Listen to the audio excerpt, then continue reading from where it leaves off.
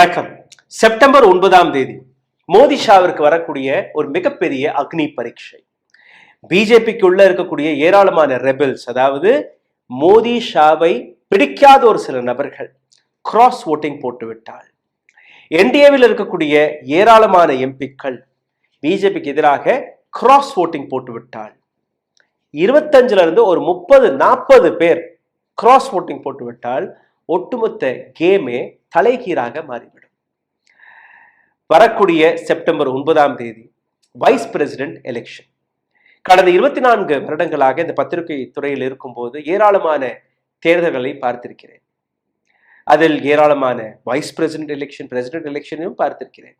ஆனால் இந்த முறை எந்த அளவில் இந்த வைஸ் பிரசிடென்ட் எலெக்ஷன் வருகிறது, எந்த அளவில் இந்த வைஸ் பிரசிடென்ட் எலெக்ஷன் இன்ட்ரெஸ்டிங்காக மாற தொடங்கிவிட்டது, இதற்கு முன்பு நான் என்னைக்குமே பார்த்ததில்லை.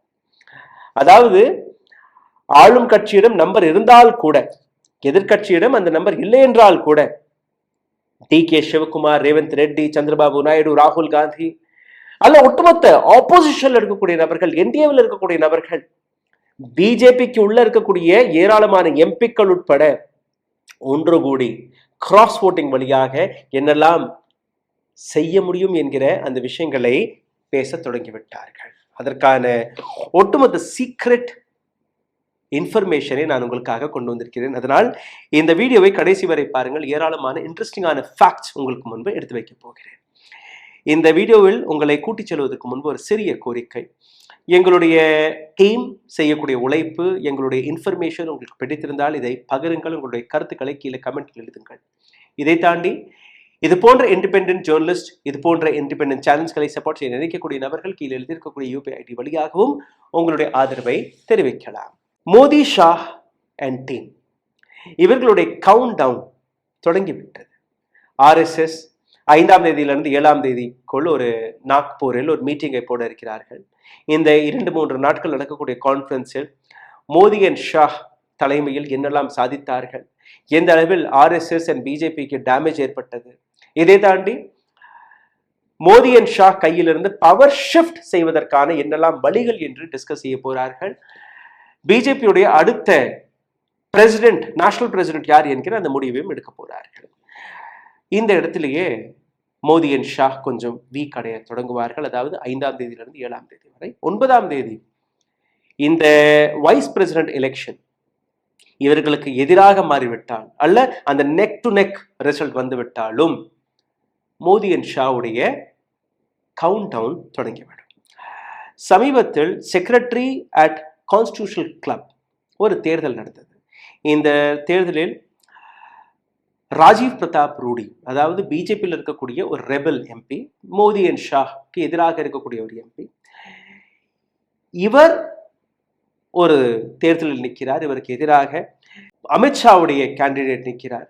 அமித்ஷாவுடைய கேண்டிடேட்டுக்கு எதிராக பிஜேபியில் இருக்கக்கூடிய நபர்களை கிராஸ் ஓட்டிங் போட்டு ராஜீவ் பிரதாப் ரூடியை வெற்றி பெற வைத்திருக்கிறார்கள். அதே மாதிரியான விஷயம் செப்டம்பர் 9ஆம் தேதி நடக்கக்கூடாது என்கிற அந்த கவலையில் அமித்ஷா அவர்கள் இன்னைக்கு வேலை பார்க்க தொடங்கிவிட்டார்கள். அதாவது Chanakya is in tension now. Southern இந்தியாவுடைய சாணக்கியர் டி.கே. சிவகுமார் களத்தில் இறங்கிவிட்டார். டி.கே. சிவகுமார் இப்போ நீங்க பார்த்தீர்கள், அதாவது காங்கிரஸுடைய கர்நாடகாவின் deputy chief minister DK. Sivakumar southern இந்தியாவில் ஏராளமான எம்பிக்களுடன் டச்சில் இருக்கிறார். இதில் சந்திரபாபு நாயுடுவுடைய எம்பிக்கள் அவர்களையும் டச்சில் வைத்திருக்கிறார். AIADMK EPS உடைய 4 எம்பிக்கள் இருக்கிறார்கள் ராஜ்யசபாவில். அவர்களுடனும் மிக நெருக்கமாக டச்சில் இருப்பதாக ஒரு தகவல் கசிந்துள்ளது. அதாவது மோடி அண்ட் ஷாவை தோற்கடிப்பதற்காக அதற்கான ஒரு காரணமும் இருக்கிறது. என்ஃபோர்ஸ்மெண்ட் டைரக்டரேட் வழியாக டி.கே. சிவகுமாரை திஹார் ஜெயிலில் அரெஸ்ட் செய்தார்கள். இப்போ அவருக்கு கிடைத்த ஒரு மிகப்பெரிய வாய்ப்பு. அதாவது டி.கே. சிவகுமார் பிஜேபி கையில் இருந்த கர்நாடகாவை எப்படி பறித்தாரோ, காங்கிரஸ் கையில் கொடுத்தாரோ, அதே மாதிரி பிஜேபி கையில் இருக்கக்கூடிய இந்த வைஸ் பிரசிடென்ட் எலெக்ஷனை எப்படியாவது தலைகீழாக பிரட்டிவிட வேண்டும் என்கிற அந்த வேலையில் இறங்கியிருக்கிறாராம். டி.கே. சிவகுமாருடைய இன்வால்வ்மெண்ட் ஒரு மிகப்பெரிய அளவில் இந்த வேலையை பார்த்து வருகிறது. வைஸ் பிரசிடென்ட் கேண்டிடேட்ஸ் என்டிஏவை சார்ந்த சிபி ராதாகிருஷ்ணன், இவருடைய நெட்வொர்க்கை நீங்க பார்த்தீர்கள்னா அந்த அளவில் கிடையாது. அதாவது மோடியுடைய முகத்தை வைத்து தான் அவர் நிற்கிறார். மோடி அண்ட் ஷாவுடைய அந்த சப்போர்ட் வழியாக தான் நிற்கிறார். தனிப்பட்ட முறையில் 2 முறை எம்பியாக இருந்தால் கூட அவருடைய நெட்வொர்க் அந்த அளவில் கிடையாது. ஆனால் அதே நேரத்தில் இந்தியா அலையன்ஸ் உடைய கேண்டிடேட்டான சுதர்ஷன் ரெட்டி, முன்னாள் நீதிபதி, சுப்ரீம் கோர்ட் நீதிபதி, அவருடைய கனெக்ஷன் மிகப்பெரிய அளவில் இருக்கிறது. சந்திரபாபு நாயுடுவுடைய ரொம்பவே நெருக்கமான ஒரு நபர். ஹியூமன் ரைட்ஸ், ஓபிசி மற்றும் ஏழைகளுக்கு ஏராளமான விஷயங்களை செய்திருக்கார். அதை நான் கொஞ்சமாக சொல்றேன். ஜஸ்டிஸ் ஆஃப் அசம், இதை தாண்டி ராதாகிருஷ்ணன் எந்த அளவில் ஒரு ஒரு லோ ப்ரொஃபைலில் இருக்கிறாரோ இவருடைய இடத்தை நீங்க பார்த்தீங்கன்னா நெட்வொர்க்கிங் ரொம்ப பெரிதா இருக்கு. நேரடியாக இவரே ஃபோன் செய்து பல எம்பிக்களிடம் பேசக்கூடிய அந்த வேலையை பார்க்கிறார். இன்னொரு பக்கம் நேரடியாகவும் சந்திக்கக்கூடிய வேலையை பார்த்து வருகிறார். அகிலேஷ் யாதவை லக்னோவில் போய் சந்தித்தது, ஜார்க்கண்டின் சீஃப் மினிஸ்டர் ஹேமந்த் சோரேனை ஜார்க்கண்டில் போய் சந்தித்தது, இதை தாண்டி ஃபோன் கால் வழியாக பல எம்பிக்களுடன் தொடர்பில் இருப்பதாகவும் ஒரு தகவல் வந்திருக்கிறது. Sudarshan Reddy had also called mister Naidu. இது ஒரு சீரியஸான ட்விஸ்ட். நாயுடுவாக இருக்கட்டும் அல்ல நாயுடோட மகனாக இருக்கட்டும், நாங்கள் என்டிஏவுடன் தான் இருக்கிறோம், நாங்கள் கிராஸ் ஓட்டிங் எல்லாம் போட மாட்டோம் என்று கூறிய பின்பு கூட சுதர்ஷன் ரெட்டியுடைய கால் நாயுடு அவர்களுக்கு நேரடியாக போயிருக்கிறது. இந்த ஃபோன் கால் கிட்டத்தட்ட ஒரு 40-50 நிமிடங்கள் வரை நீடித்திருக்கிறது. ஏராளமான விஷயங்களை பற்றி அவர்கள் பேசியிருக்கிறார்கள். Now coming to Naidu and Sudarshan Reddy's relationship. Mister Naidu ஒரு காலகட்டத்தில் ஸ்ட்ரகிளிங் மோடில் இருக்கும்போது, ஸ்ட்ரகிள் செய்து கொண்டிருக்கும் போது சுதர்ஷன் ரெட்டி அப்போ அட்வொகேட்டாக இருந்தார். ஏராளமான விஷயங்களில் நாயுடு அவர்களுக்கு உதவி இருக்கிறார். அதாவது மிஸ்டர் நாயுடுவுடைய மிக பழைய ஒரு friend, old friend is mister Sudarshan Reddy. அதே நேரத்தில் நாயுடுவுடன் பேசும்போது நாயுடு கிட்ட இருந்து கிடைத்த அந்த தகவல், நாயுடு அவருக்கு ஒரு உறுதி கூறியிருக்கிறார், நாங்கள் என்ன செய்ய முடியுமோ நாங்கள் செய்கிறோம். அப்போ நாயுடுடைய ஓட் இந்த பக்கம் ஷிஃப்ட் ஆகுமா என்கிற ஒரு கேள்வி வருது. ரெண்டாவது நவீன் பட்நாயக். நவீன் பட்நாயக் ஒரிசாவின் ஒரு நிரந்தரமான சீஃப் மினிஸ்டராக நீங்க பார்த்தீர்கள். இப்போதான் பிஜேபி அந்த இடத்திற்கு போயிருக்கிறது. ஆனால் நவீன் பட்நாயக் அவருடைய ஆட்சி, நவீன் பட்நாயக்குடைய இடத்தை பிஜேபி கைப்பற்றியது. இந்த விஷயம் நவீன் பட்நாயக்கும் புரியும். நவீன் பட்நாயக் இப்போ என்டிஏவில் இருந்தால் கூட நவீன் பட்நாயக் கையில் இருக்கக்கூடிய ஒரு 7 எம்பிக்கள் நவீன் பட்நாயக் சுதர்ஷன் ரெட்டிக்கு ஒரு உறுதி கூறியிருக்கிறார். எங்க தரப்பில் இருக்கக்கூடிய 7 எம்பிக்கள் என்ன நல்லது செய்ய முடியுமோ செய்வோம் என்று. அப்போ நவீன் பட்நாயக் மற்றும் சந்திரபாபு நாயுடு 2 தரப்பிலிருந்தும் ஒரு கன்ஃபர்மேஷன் வந்ததாக கூறுகிறார்கள். ரெண்டாவது chief minister of Telangana Revanth Reddy.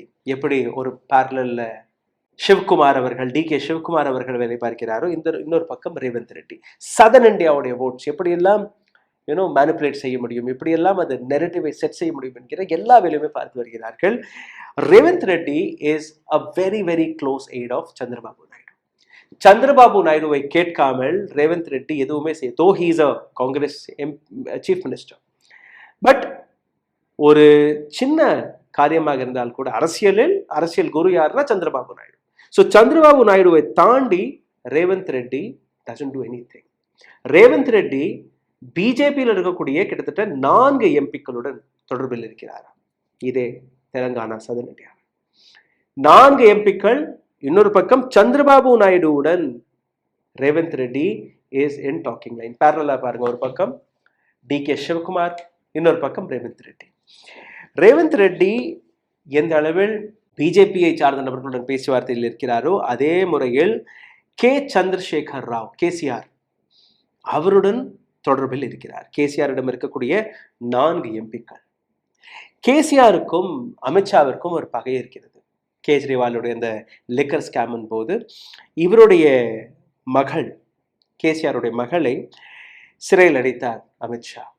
அந்த பகையை மனதில் கொண்டு அவருடைய 4 ஓட்டும் இந்த பக்கம் திரும்பும். Amit Shah maybe he can think about okay, ED CBI வைத்து மிரட்டி இந்த ஓட்டுகளை வாங்கிடலாம். But he is offended and he might shift his vote this side. Now coming to the number game. லோக்சபாவில் இருக்கக்கூடிய 543 ஓட்டுகள் ராஜ்யசபாவில் இருக்கக்கூடிய 245 ஓட்டுகள் எல்லாத்தையுமே சேர்த்தீர்கள்ல மொத்தம் 788 ஓட்டுகள் அங்க இருக்கிறது. ஸோ இந்த 788 ஓட்ஸ்களில் மோடியிடம் இருக்கக்கூடிய ஓட்டுகள் 425. That means they have close to 95 extra oats in comparison to India alliance opposition. ஆனால் இந்த 80-90 ஓட்டுகளிலிருந்து ஒரு 30-35 ஓட் இந்த பக்கம் ஷிஃப்ட் ஆகிருச்சுன்னா நெக் டு நெக் இந்த போட்டி வந்துவிடும். இந்த நெக் டு நெக் தோர்த்தால் கூட பிரச்சனைகள்ல, சுதர்ஷன் ரெட்டி தோர்த்தால் கூட பிரச்சனைகள்ல, அந்த நெக் டு நெக் ஓட்டு வித்தியாசம் வந்துருச்சுன்னா they will go for no confidence motion. அடுத்த செஷன்லயே நோ கான்ஃபிடன்ஸ் மோஷனுக்கு போயிடுவார்கள். Because opposition will come to no என்டிஏவில் இருக்கக்கூடிய நபர்கள், பிஜேபியில் இருக்கக்கூடிய நபர்களே மோடி ஷாவுடன் கிடையாது. இந்த இடத்துல இருக்கக்கூடிய இன்னொரு விஷயம், அதாவது இந்த ஓட், அதாவது இந்த வைஸ் பிரசிடென்ட் எலெக்ஷன், இது ஒரு சீக்ரெட் பேலட்டில் போடப்படும். யார் யாருக்கு ஓட் போட்டார்களோ யாருக்குமே தெரியாது. ஜஸ்ட் ஒரு ஸ்டாம்ப் மட்டும்தான். அந்த ஸ்டாம்ப் அவங்க கணக்கு போடுவாங்க, அவ்வளவுதான். ஸோ அந்த சீக்ரெட் பேலட்டுங்கிற விஷயத்துல சந்திரபாபு நாயுடு யாருக்கு ஓட்டு போட்டார், கேசிஆர் யாருக்கு போட்டார், எடப்பாடி பழனிசாமியோட எம்பிக்கள் யாருக்கு ஓட்டு போட்டார்கள் யாருக்குமே தெரியாது. ஸோ இந்த கிராஸ் ஓட்டிங் நடக்கும் என்கிறது பிஜேபிக்கும் தெரிந்து விட்டது. பிஜேபியில் இருக்கக்கூடிய ஏராளமான தலைவர்கள் இப்போ தன்னுடைய எம்பிக்கள் கிராஸ் ஓட்டிங் போடாதபடி பேச்சுவார்த்தையில் இருக்கிறார்கள். It is in order from Amit Shah. But order from அமித்ஷாங்கிறது தான் இப்போ பிரச்சனை. அமித்ஷா மற்றும் மோடிக்கு எதிராக ஏராளமான நபர்கள் பிஜேபிக்கு உள்ளேயே வேலை பார்க்க தொடங்கிவிட்டார்கள். இன்னொரு பக்கம் ஜெகன்மோகன் ரெட்டி. ஜெகன்மோகன் ரெட்டியிடம் இருக்கக்கூடிய அந்த 11 ஓட்டுகள் ஆந்திர பிரதேசத்தில், அது எங்க போக போகிறது? பிஆர்எஸ் உடைய ஓட்டுகள் எங்க போக போகுது? இது எல்லாமே ஒரு பேச்சுவார்த்தையாக இருக்கிறது. டிகே சிவகுமார் எடுத்த ஒரு சபதம், Chanakya of southern India.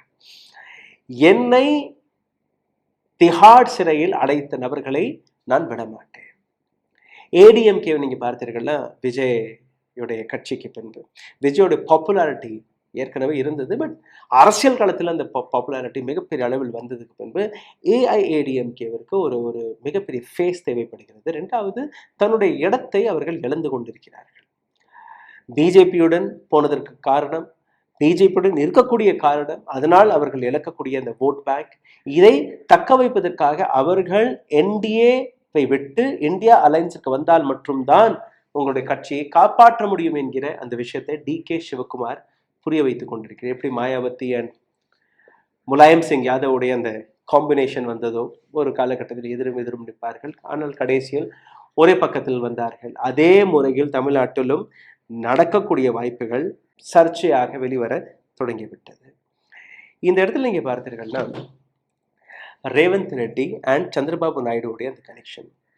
Revanth Reddy சிறையில் இருந்தபோது சந்திரபாபு நாயுடு ரேவந்த் ரெட்டியுடைய மகளுடைய என்கேஜ்மெண்ட், தன் பேத்தி தன் மகள் போன்று ஒட்டுமொத்த அந்த ஃபங்க்ஷனையே முன்னிலையில் நின்று நடத்திய நபர் யாருன்னா சந்திரபாபு நாயுடு. ஸோ சந்திரபாபு நாயுடு அண்ட் ரேவந்த் ரெட்டியுடைய அந்த ஃபேமிலி கனெக்ஷன் எந்த அளவில் இருக்கிறது என்று அந்த விஷயத்தை நான் உறுதிப்படுத்துவதற்காக உங்களுக்கு கூறினேன். Revanth Reddy is in touch with Nara Chandrababu, Nara Naidu as well as Chandrababu. அப்போ இந்த தரப்பில் இருந்தும் பல நபர்கள் கிராஸ் ஓட் போடுவார்கள் என்பது தெரிய வருகிறது. இரண்டாவது, தன்கர், அதற்கு முன்பு வெங்கையா நாயுடு, இவர்களுடைய எலெக்ஷன் நடக்கும்போது அது ஒன் சைடட் எலெக்ஷன் ஆக இருந்தது. ஏன்னா அப்போ பிஜேபி மோடியிடம் அந்த மெஜாரிட்டி இருந்தது. இன்னைக்கு அந்த நிலை மாறிவிட்டது. அதாவது it's not a one sided vote anymore because பிஜேபியிடம் அந்த மெஜாரிட்டியே கிடையாது. பிஜேபி தன்னுடைய ஆட்சியை தக்க வைப்பதற்காகவே ஒரு பக்கம் சந்திரபாபு நாயுடு, இன்னொரு பக்கம் நிதிஷ்குமார். இந்த இடத்துல இவர்கள் செய்யக்கூடிய இந்த சூழ்ச்சி, அதாவது எதிர்கட்சி தலைவர்கள், இதுல ராகுல் காந்தியோட இன்வால்வ்மெண்ட் மிகப்பெரிய அளவில் இருந்திருக்கு. ராகுல் காந்தி had called சரத் பவார், இந்த மாதிரி நாங்க சுதர்ஷன் ரெட்டியை தேர்வு செய்ய போகிறோம். சுதர்ஷன் ரெட்டியோடைய பேர் எங்கிருந்து வந்துச்சுன்னா Revanth Reddy. Revant Reddy had said Sudarshan Reddy is a close friend of Chandrababu Naidu and he doesn't come from any political party. எந்த பொலிட்டிக்கல் பார்ட்டியிலுமே வராத ஒரு நபர். ஸோ இவருக்கு ஆதரவு பெரியதளவில் இருக்கும். ரெண்டாவது நவீன் பட்நாயக்ல இருந்து சந்திரபாபு நாயுடுல இருந்து இவருடைய நெட்வொர்க், பர்சனல் நெட்வொர்க்கே ரொம்ப பெரிய அளவில் இருக்கு. ஸோ ரேவந்த் ரெட்டி இந்த பேரை சஜஸ்ட் செய்த உடனேயே ராகுல் Gandhi took his phone and called Sharad Pawar. சரத்பவாரிடம் இந்த விஷயத்தை கூறிய உடனேயே Sharad Pawar approved immediately. Sharad Pawar spoke to Mamata Banerjee and he convinced southern இந்தியாவிலிருந்து என்டிஏவுடைய கேண்டிடேட் அவருக்கு எதிராக இன்னொரு ஸ்ட்ராங்கான கேண்டிடேட் சதர்ன் இந்தியாவிலிருந்து தான் வரணும். For that Sudarshan Reddy is the perfect person. Then there was a call went to Tejashwi Yadav and following Uddhav Thackeray. அவர்களை கான்ஃபரன்ஸில் எடுத்ததுக்கு அப்புறம் உத்தவ் டாக்கரேக்கு பின்பு அகிலேஷ் யாதவிற்கும் ஃபோன் போயிருக்கிறது. அகிலேஷ் யாதவை கான்ஃபரன்ஸில் எடுத்ததுக்கு அப்புறம் ஃபைனலாக சுதர்ஷன் ரெட்டியுடைய பேர் ஆஸ் அ கேண்டிடேட் மக்களுக்கு தெரிவித்தார்கள். அப்போ இந்த ஒட்டுமொத்த ஆப்போசிஷனே ஒரு ஸ்ட்ராங்கான இடத்துல இருக்கிறது. இதுதான் இங்கே பிரச்சனையே. அதாவது எந்த ஆப்போசிஷன் வீக்காக இருப்பதாக prime minister Modi and Shah நினைத்து வந்தார்களோ, இன்னைக்கு இவர்களால் பார்லிமெண்ட்டை கூட நடத்த முடியவில்லை. ஒரு காலகட்டத்தில் இவர்கள் வெளிநடப்பு செய்வார்கள். அங்கே பின்னாடி பார்த்தீர்கள்னா பார்லிமெண்ட் நடந்து கொண்டிருக்கும், பார்லிமெண்டில் பாலிசிஸ் எல்லாம் பாஸ் ஆகிட்டு இருக்கும், ஆக்ட் எல்லாம் லாஸ் எல்லாம் பாஸ் செய்து வருவார்கள். இன்னைக்கு அந்த வேலையை இவர்களால் பார்க்க முடியவில்லை. ரெண்டாவது, ஆர்எஸ்எஸ் உடைய பேக்கப் மிகப்பெரிய அளவில் மோடி ஷாவுடைய இந்த கூட்டணியை எப்படியாவது வெளிநடத்து செய்ய வேண்டும் என்கிற அந்த வேலையில் மிக தெளிவாக இருக்கிறார்கள். மோகன் பாகவத்துடைய அந்த ஸ்டேட்மெண்ட் 75 வயது ஆன உடனேயே நீங்க வெளியேற வேண்டும். அப்போ கட்சிக்குள்ளிருந்தே இன்னொரு நபரை தேர்வு செய்வதற்கான பல முயற்சிகள் ஆர்எஸ்எஸ் வழியாக எடுக்கப்படுகிறது. ரெண்டாவது, மோடி ஷாக்கு எதிராக இருக்கக்கூடிய ஏராளமான நபர்கள், பிஜேபிக்குள்ள இருக்கக்கூடிய நபர்கள், அவர்களும் கிராஸ் ஓட்டிங்காக இந்த வேலையை பார்க்க தொடங்கிவிட்டார்கள். அப்போ கிராஸ் ஓட்டிங் நடக்குமா என்று நீங்க பார்த்தீர்கள்னா நிச்சயமாக கிராஸ் ஓட்டிங் நடப்பதற்கான ஏராளமான வாய்ப்புகள் இருக்கிறது. கிராஸ் ஓட்டிங் நடந்து 30 to 40 எம்பிக்கள் இந்த பக்கம் ஓட்டு போட்டார்கள்னா இப்ப அவர்களுக்கு தேவைப்படுவது 85 ஓட்டு வித்தியாசம், 85 or 90. அப்போ ஒரு 35-40 பேர் ஓட்டு இந்த பக்கம் போட்டார்கள்னா நெக் டு நெக் இந்த போட்டி நடக்கும். என்டிஏவுடைய கேண்டிடேட் வெற்றி பெற்றால் கூட அந்த நெக் டு நெக் வந்த உடனேயே நோ கான்ஃபிடன்ஸ் மோஷனுக்கு தயாராகிவிட்டது India alliance. No confidence motion, இந்த அரசாங்கத்தின் மீது எங்களுக்கு நம்பிக்கை கிடையாது. அப்போ ஆட்சி மாற்றத்திற்கான அந்த பிளாட்ஃபார்ம் ஒவ்வொரு இடத்திலும் இவர்கள் தயார் செய்ய தொடங்கிவிட்டார்கள். ஒவ்வொரு சின்ன ஆப்ஷனை கூட இவர்கள் விடுவதில்லை. இந்தியா அலையன்ஸுடைய ஒற்றுமை ஒரு பக்கம், இன்னொரு பக்கம் மோடி ஷா வழியாக வீக்கெண்ட் ஆன பிஜேபி இன்னொரு பக்கம். ஆர்எஸ்எஸ்ஐ எத்தனையோ வழிகள் சந்தோஷப்படுத்த பார்த்து வருகிறார்கள், ஆனால் கூட எதுவுமே நடக்கவில்லை. இதே நேரத்தில் கார்ப்பரேட் முகேஷ் அம்பானியுடன் வந்த அந்த விரிசல், பிரைம் மினிஸ்டர் மோடி மற்றும் முகேஷ் அம்பானிக்கு இடையே இருக்கக்கூடிய இந்த விரிசல், அதுவும் ஒரு மிகப்பெரிய காரணமாக பார்க்கப்படுகிறது. டொனால்ட் ட்ரம்ப் விதித்த 50% டாரிஃப், அதிலிருந்து வெளிவரக்கூடிய ஏராளமான கேள்விகள், இன்னொரு பக்கம் பெட்ரோல், டீசல், எத்தனால் போன்ற விஷயங்களாக இருக்கட்டும், இது போன்ற ஏராளமான விஷயங்களை வைத்து மோடி அண்ட் ஷாவுடைய இந்த அரசாங்கம் பல்வேறு கேள்விகளுக்கு ஆளாக தொடங்கிவிட்டது. இதிலிருந்து மக்கள் கேள்வி கேட்க தொடங்கிவிட்டார்கள். அதை வைத்தே ஏராளமான பிஜேபியை சார்ந்த நபர்கள், ஆர்எஸ்எஸ் சார்ந்த நபர்கள் ஒரு கட்சியை அவர்கள் கையில் கொடுத்தோ வளர்ச்சி வளர்ச்சி வளர்ச்சி என்கிற பெயர்ல வெறும் ஒரு சில கார்ப்பரேட் நபர்களுக்கு மட்டும்தான் இந்த வளர்ச்சி வந்ததை ஒழிய இந்திய மக்களுக்கு எதுவுமே வந்து சேரவில்லை.